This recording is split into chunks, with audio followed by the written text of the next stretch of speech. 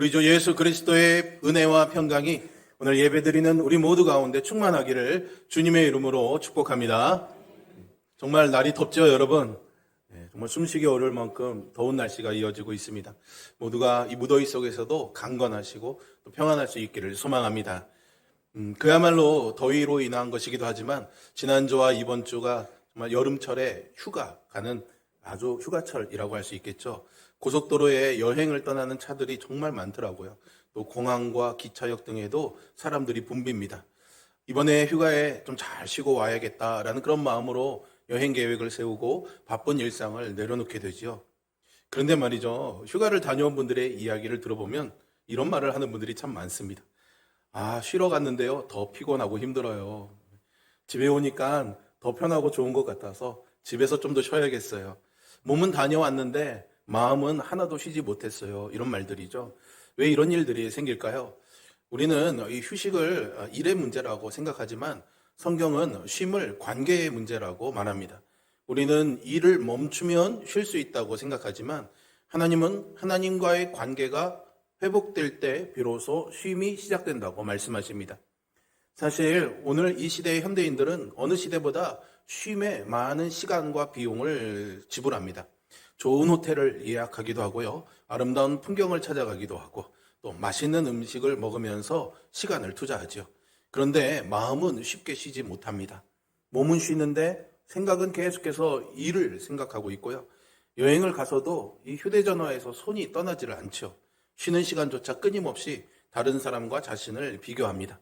결국 우리는 쉬는 방법은 많이 있지만은 쉼 자체는 잃어버린 시대를 살아가고 있는 것은 아닌가 생각해 봅니다. 그런데 놀라운 것은 이런 모습이 절대 오늘날만의 문제는 아니다라는 점이죠. 예수님께서 이 땅에 오셨던 2000년 전에도 사람들은 지쳐 있었습니다. 당시의 사람들은 로마 제국의 압제 아래에서 육체적으로 고된 삶을 살아야 했고요. 종교적으로는 바리새인과 율법학자들이 만들어 놓은 수많은 율법의 규례 속에서 영적으로 짓눌려 있었습니다. 여기에 생계를 책임져야 하는 현실적인 문제와 미래에 대한 불안까지 더해져서 사람들의 몸과 마음이 모두 소진된 상태였죠. 바로 그런 사람들을 향해서 예수님께서 오늘 우리에게 말씀하십니다. 수고하고 무거운 짐진 자들아 다 내게로 오라. 내가 너희를 쉬게 하리라. 아멘. 이 말씀은 단순한 위로의 말이 아닙니다. 이것은 지친 인생을 향한 하나님의 초청이고요. 복음의 핵심을 담고 있는 선언입니다. 먼저 예수님께서요, 누구를 부르십니까? 수고한 자들을 부르십니다. 여기서 수고하다라는 말은요, 단순히 열심히 일하는 것만을 의미하지 않습니다. 땀을 흘려서 기진맥진할 정도로 지쳐버린 상태를 말하죠. 육체적인 피곤뿐만이 아니라 마음까지 탈진한 상태를 말합니다. 더욱이 이 단어는 현재 분사라는 어법적 표현을 쓰고 있습니다. 그래서 그냥 언제 한 번이 아니라 계속해서 지금까지 지쳐온 사람들, 오랫동안 소진된 상태에 있는 사람들을 가리키고 있습니다. 예수님은 잠시 피곤한 사람들을 부르시는 것이 아니라 오래도록 지친 채 살아온 사람들을 부르고 계시는 거죠. 그리고 이어서 예수님은요, 무거운 짐진 자들아 라고 부르십니다. 여기서 무거운 짐진 자라는 표현도 의미심장합니다. 이 말은요, 스스로 짐을 든 사람이 아니라요, 누군가에 의해서 짐을 지게 된 사람을 가리킵니다. 즉 내가 원하지 않았어도 지게 된 짐이 있는 사람인 거죠. 당시에 바리새인들은 하나님의 율법보다 더 많은 전통과 규례들을 만들어서 사람에게 지우고 있었습니다. 그래서 예수님은 훗날 그들을 향해서 또 무거운 짐을 묶어 사람의 어깨에 지운다라고 책망하시기도 했거든요. 그러므로 이 말씀은 단순히 인생이 힘든 사람들을 부르시는 말씀이 아닙니다. 죄의 짐, 또 종교의 짐, 세상이 요구하는 기준의 짐, 책임과 의무의 짐, 다른 사람들의 기대와 평가까지 어깨에 짊어진 사람들을 향한 초청인 것이죠. 생각해보면 오늘 우리의 삶도 다르지 않습니다. 학생들은 성적이라는 짐을 지고 살아갑니다. 요즘 아이들 너무 불쌍한 것 같습니다. 직장인은 성과와 경쟁이라는 짐을 지고 살아갑니다. 부모는 자녀에 대한 책임을 짊어지고요. 자녀는 부모의 기대를 жил머집니다. 심지어 은퇴한 이후에도 건강에 대한 걱정과 노후에 대한 염려라는 또 다른 짐을 지게 되죠. 더욱 안타까운 것은 세상이요, 이 짐을 내려놓지 못하게 한다는 것입니다. 더 성공해야 된다고 말하고요. 더 가져야 된다고 말하고요. 더 인정받아야 한다고 끊임없이 우리를 몰아갑니다. 우리는 어느 순간 살아가기 위해서 일하는 것이 아니라 짐을 지기 위해 살아가는 사람이 되어버린 것 같습니다. 그런 우리를 향해 예수님이 말씀하십니다. 다 내게로 오라. 이 짧은 한마디 속에는 복음의 본질이 담겨 있습니다. 예수님은 먼저 짐을 내려놓고 오라고 하지 않으셨습니다. 스스로 너의 문제를 해결한 뒤에 나를 찾아오라고 하지도 않으셨어요. 죄를 다 정리한 후에 오라고 하지도 않으셨습니다. 있는 모습 그대로, 지친 모습 그대로, 무거운 짐을 진 그대로 오라고 말씀하십니다. 왜냐하면 우리가 짐을 내려놓을 수 있어서 예수님께 가는 것이 아니라 예수님께 가야 비로소 짐을 내려놓을 수 있기 때문입니다. 그리고 이 말씀에서 가장 중요한 부분이요, 마지막 약속인데요. 내가 너희를 쉬게 하리라 말씀하시죠. 헬라어 원문에는 내가라는 주어가 굉장히 강조된 뉘앙스가 포함되어 있습니다. 예수님은 그냥 너희에게 쉼이 있을 거야 라고 말씀한 게 아니에요. 어떤 방법을 배우면 쉴 수가 있어 라고 말씀하신 것도 아닙니다. 내가 너희를 쉬게 하겠다 말씀하셨습니다. 쉼은요, 어떤 장소가 아니라 예수님에게 있습니다. 쉼은 어떤 환경이 아니라 예수님 안에 있는 줄로 믿습니다. 쉼은 휴가가 주는 선물이 아니라 그리스도께서 주시는 선물인 줄로 믿습니다. 그래서 그리스도인은 세상이 줄 수도 또 알 수도 없는 안식을 누릴 수 있는 사람입니다. 우리의 환경은 여전히 바쁠 수 있고요. 해결되지 않은 문제도 남아있을 수 있고요. 감당해야 될 책임도 계속될 수 있습니다.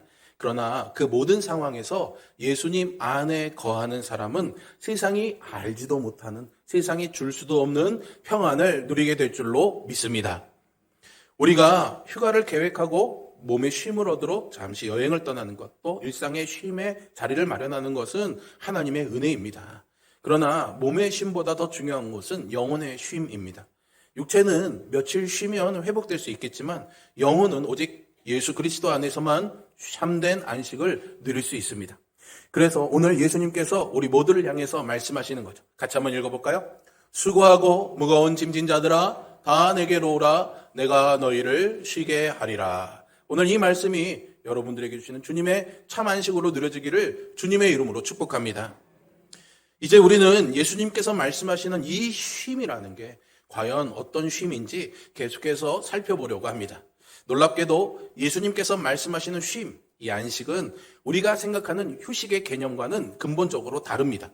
오히려 성경은 참된 쉼은 창조의 완성에서 시작된다고 말합니다.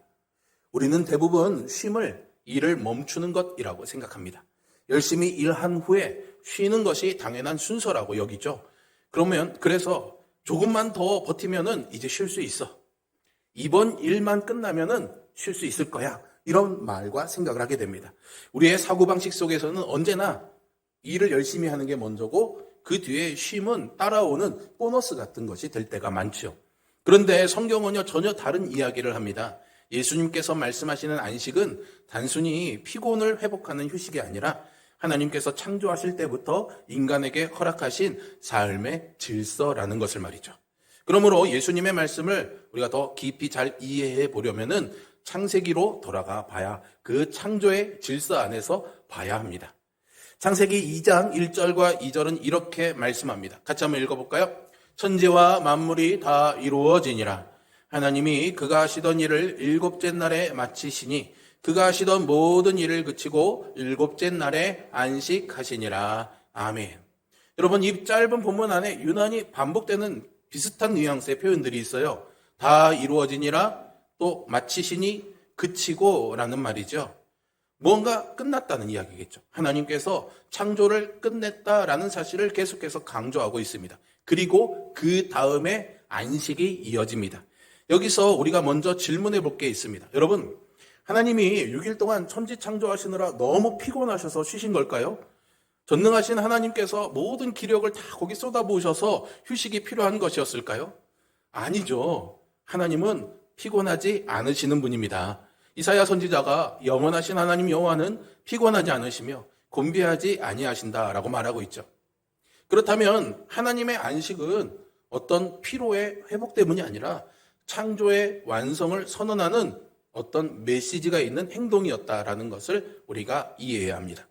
우리는 흔히 여섯째 날까지를 창조라고 생각합니다. 그런데 성경은 그렇지 않습니다. 하나님께서 일곱째 날에 안식하심으로써 이 창조를 완성하셨습니다.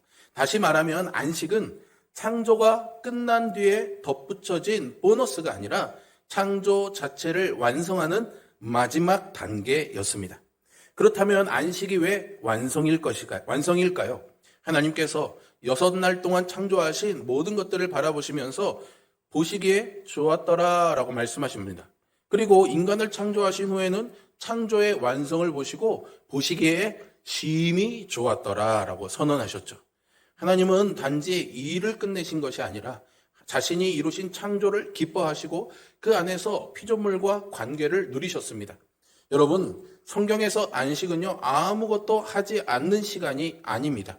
하나님과 함께 머무는 시간입니다. 하나님께서 우리를 바라보시고 우리도 하나님을 바라보는 시간입니다. 일보다 관계가 먼저이고요, 성취보다 교제가 먼저입니다. 이것이 성경이 말하는 안식입니다. 여기서 더 놀라운 사실이 있는데요. 여러분, 인간이 몇째 날에 창조되었습니까? 6째 날에 창조되었습니다. 그렇다면 아담이 창조된 이후에 맞이했던 첫째 날은 어떤 하루였을까요? 바로 7째 날 안식의 날이었습니다. 우리는 이 창조의 기사가 너무나 익숙해서 이 사이에 아주 중요한 사실을 놓칠 때가 많습니다. 아담은 하나님께 창조되자마자 밭에 일을 하러 나가지 않았습니다. 에덴 동산을 관리하는 일을 배우기 전에 하나님과 함께 무엇했습니까? 안식했습니다. 노동보다 먼저 하나님을 만났고요, 책임보다 먼저 하나님의 기쁨에 참여했던 것이죠.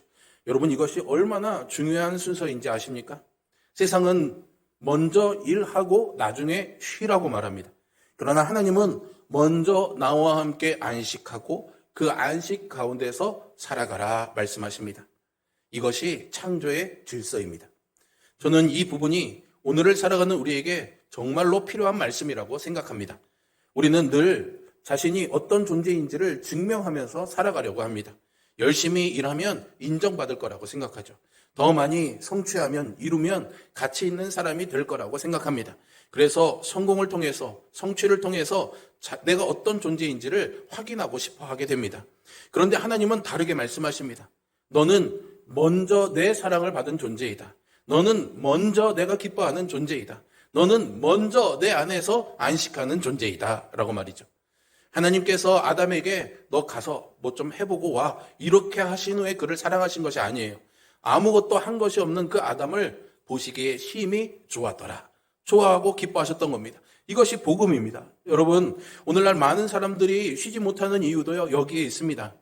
끊임없이 나를 증명해야 된다라고 생각하기 때문입니다. 내가 이렇기 때문에 쉴 자격이 있어, 이렇게 말하고 싶어 하기 때문이죠. 그래서 직장에서는 자기의 성과로 증명해야 되는 것이고, 학교에서는 성적으로 증명해야 하는 것이며, 사람들 앞에서는 능력으로, 내가 가진 것으로 자기를 증명해야 한다고 생각합니다. 심지어 신앙생활도요, 어느 순간 하나님께 인정받기 위해 애쓰는 일처럼 변질될 때가 있습니다. 그러나 복음은 우리에게 다른 소식을 전합니다. 우리는 인정받기 위해서 일하는 사람들이 아니라 이미 하나님께 받아들여진 사람들이기 때문에 일하는 사람들이라고요. 우리는 사랑받기 위해 예배하는 것이 아니라요, 사랑받았기 때문에 예배합니다. 우리는 안식을 얻기 위해 하나님께 나아가는 것이 아니라 하나님께서 이미 안식으로 우리를 초청하셨기 때문에 그 안으로 들어가는 것이죠. 그래서 우리는 이 주일 예배의 의미도 다시 한번 생각해 봐야 합니다. 우리는 흔히 한 주일 동안 열심히 일하고 하루 쉬는 날이 주일이라고 생각하죠.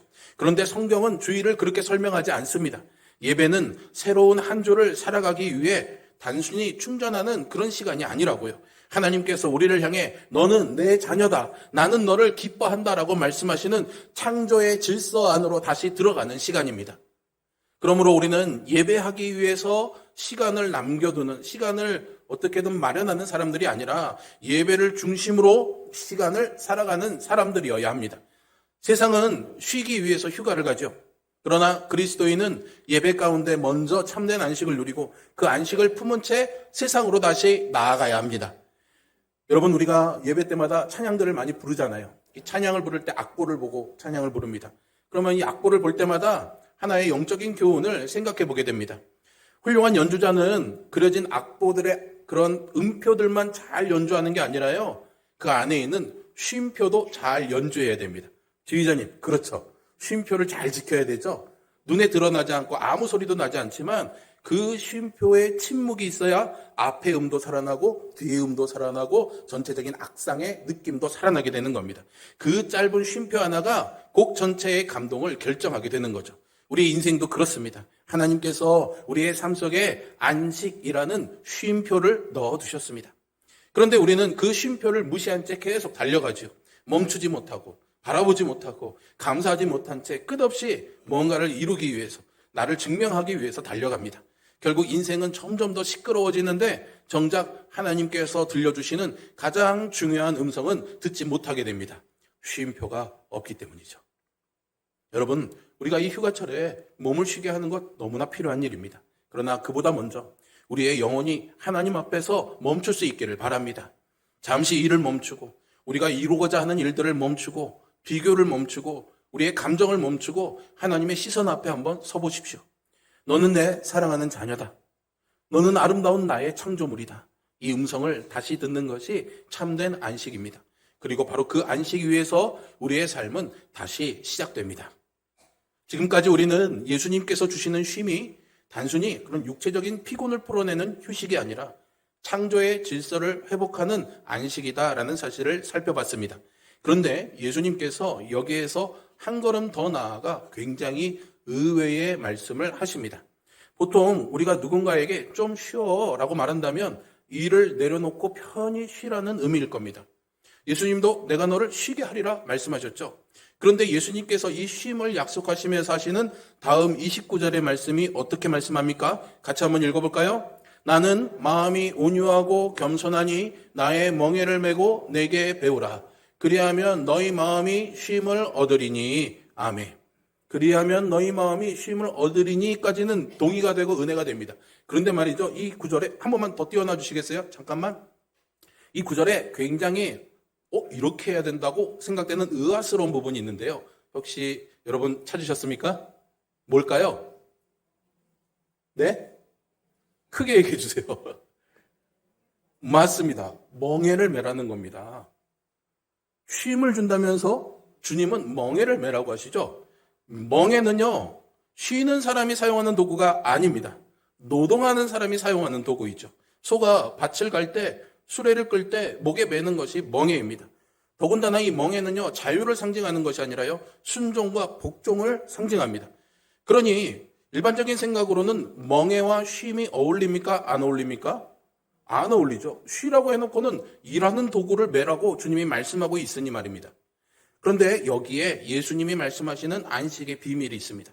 예수님께서 멍에 없이 사는 게 정말 잘 쉬는 거야 라고 말하지 않습니다. 왜냐하면 사실 우리는 누구나 다 무언가의 멍에를 메고 살아가기 때문이죠. 세상에 성공이라는 멍에를 메고 살아가는 사람들이 있습니다. 또 살기 위해서 돈, 물질이라는 멍에를 메고 살아가는 사람들도 있죠. 사람들의 인정이라는 멍에, 자존심이라는 멍에, 불안이라는 멍에, 자녀라는 멍에를 메고 살아가는 사람들도 있습니다.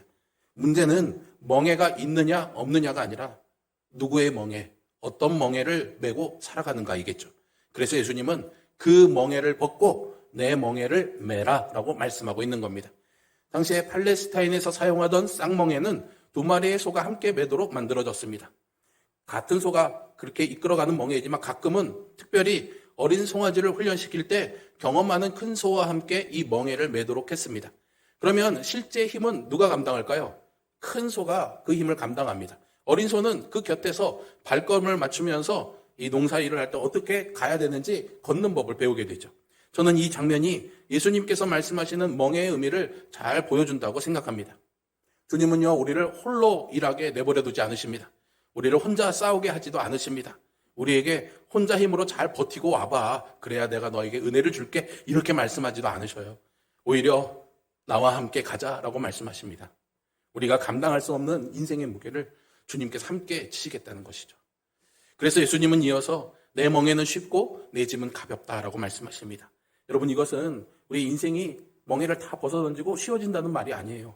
함께 멍에를 메고 계신 주님이 가장 무거운 짐을 대신 져주신다는 말입니다. 사실 이 말씀이 복음의 핵심을 잘 보여줍니다. 우리는 종종 신앙생활을 어떻게든 잘 해보려고 혼자 애쓸 때가 많죠. 내 힘으로 버텨보려고 하고요. 내 열심으로 이겨보려고 하고요. 내 의지로 죄를 이겨보려고 노력합니다. 그런데 조금만 어려운 일이 생기면 힘들잖아요. 그래서 지치고 낙심하고 무너지게 됩니다. 그런데 예수님은 우리에게 혼자 끌라고 하지 않으십니다. 주님과 함께 멍에를 매라고 하십니다. 주님과 같은 방향을 바라보고 같은 걸음을 걸으면서 주님의 힘을 의지하라는 것이죠. 그래서 그리스도인의 신앙은 홀로 서는 것이 아니라, 홀로 서기가 아니라 함께 서는 것, 의존하는 것입니다. 세상은요, 이런 의존을요, 미숙하다고 말합니다. 왜 자꾸 남의 힘 빌리려고 그래? 왜 자꾸 누굴 의지하려고 해? 네가 똑바로 서야지, 이렇게 말하잖아요. 혼자 설 수 있어야 성공한 사람이라고 말합니다. 그러나 성경은 그렇게 말하지 않습니다. 신앙이 성숙할수록 그 사람은 자기의 힘을, 다른 힘을 의지하는 사람이 아니라, 신뢰하는 사람이 아니라 예수 그리스도를 더욱 의지하는 사람이 됩니다. 바울도 이 사실을 누구보다 깊이 깨달았습니다. 그는 자신의 연약함을 없애달라고 하나님께 그렇게 기도했는데 하나님이 이 약함을 즉시 제거해 주지 않으십니다. 그리고 대신에 이렇게 말씀하시죠. 내 은혜가 너에게 족하다. 이는 내 능력이 약한 데서 온전하여지기 때문이다 라고 말이죠. 그때 바울은 깨닫게 됩니다. 내가 강해서 하나님이 일하시는 것이 아니라, 내가 잘 버텨내서 하나님이 도와주시는 것이 아니라, 내가 하나님을 의지할 때 하나님께서 일하신다는 사실을 말이죠. 여러분, 혹시 여러분의 삶이 너무 버겁게 느껴지지는 않으십니까? 기도해도 답답하고 하나님께 맡긴다고 해도 여전히 불안하며 하루하루가 버겁지는 않으신가요? 그렇다면 오늘 한번 나 자신에게 질문해 보시기 바랍니다. 나는 지금 누구와 함께 어떤 멍에를 지고 있는가? 라고 말이죠. 혹시 주님과 함께 걷고 있다라고 말하면서도 실제로는 내가 모든 짐을 혼자 다 끌어안고 있지는 않은가요? 혹시 하나님께 다 맡깁니다라고 말하면서도 여전히 내 계획, 내 계산, 내 방법만으로 살아가고 있지는 않습니까? 주님은 오늘 우리에게 말씀하십니다. 내게 배우라고 말이죠. 이 말씀은 단순히 지식을 배우라는 뜻이 아닙니다. 매일의 삶 속에서 주님과 함께 걸으며 주님의 방식으로 살아가는 법을 배우라는 것이죠. 주님의 걸음에 내 걸음을 맞추고 주님의 마음에 내 마음을 맞추고 주님의 뜻에 내 삶을 맞추는 것입니다. 바로 그때 우리의 영혼은 비로소 참된 쉼을 경험하게 됩니다. 여러분, 오늘 제가 여러분들과 말씀을 나누면서 휴가 이야기를 했잖아요. 많은 사람들이 이미 휴가를 갔다 왔고 또 어디론가 휴가를 떠날 겁니다. 몸을 쉬게 하는 휴가는 분명 필요합니다. 하나님께서 우리에게 허락하신 좋은 선물이죠. 그러나 휴가는요, 우리 인생의 근본적인 피로를 해결해 줄 수는 없습니다. 며칠 쉬고 돌아오면 다시 현실이 있으니까는요. 다시 직장으로 돌아가야 되고요. 다시 가정의 책임을 다 담당해야 되고요. 다시 해결해야 될 문제들이 우리를 기다리고 있습니다. 그래서 우리의 인생에는요, 휴가보다 더 깊은 쉼이 필요합니다. 예수님께서 오늘 약속하시는 쉼은 며칠 동안의 휴식이 아니라 인생 전체를 붙드는 안식입니다. 창조주 하나님 안에서 내가 누구인지를 다시 한번 확인하는 안식이죠. 너는 내 창조물이야. 너는 나의 기쁨이야. 너는 나의 사랑이야. 하나님 우리에게 말씀하십니다. 그리고 주님의 온유와 겸손 안에서 있는 모습 그대로 사랑받는 안식입니다. 우리에게 짐을 다 해결하고 오라고 주님 말씀하지 않으십니다. 짐을 지고 있는 그 연약함 그대로 오라고 하시죠. 그리고 주님과 함께 멍에를 메고 걸으며 그분을 의지하는 안식입니다. 무엇보다 우리는 이 안식이 어떻게 우리에게 주어졌는지 잊지 말아야 합니다. 예수님께서 우리에게 내가 너를 쉬게 하겠다, 쉼을 주실 수 있는 그 이유는 우리가 져야 될 그 심판의 짐을 대신 담당하셨기 때문이죠. 우리의 가장 무거운 짐이 이미 십자가 위에 놓였기 때문에 우리는 그리스도 안에서 참된 안식을 누릴 수 있게 된 것입니다. 그래서 우리는 쉼을 얻기 위해서 애쓰는 사람들이 아닙니다. 이미 그리스도 안에서 안식을 얻은 사람들이기에 그 은혜 안에서 살아가는 사람들입니다. 모두가 쉼을 위해 분주하게 떠나는 이 시간, 여러분 조용히 말씀을 펼치고 하나님 앞에 머물며 주님, 제가 다시 주님의 멍에를 함께 지겠습니다. 함께 매겠습니다. 이렇게 고백하는 시간이 있기를 바랍니다. 그때 세상이 줄 수도 없고 빼앗을 수도 없는 참된 안식을 누리게 될 것입니다. 이번 한 주도 주님께서 초청하시는 그 안식 안에서 살아가십시오. 수고하고 무거운 짐진 모든 삶의 자리에서 부르시는 그 예수님의 음성을 따라 나오시고 주님의 온유와 겸손을 배우며 주님의 멍에를 함께 메고 동행함으로 몸의 쉼을 넘어 영혼의 참된 쉼을 날마다 누리며 살아가는 우리 모두가 될 수 있기를 주님의 이름으로 축복합니다. 기도하겠습니다.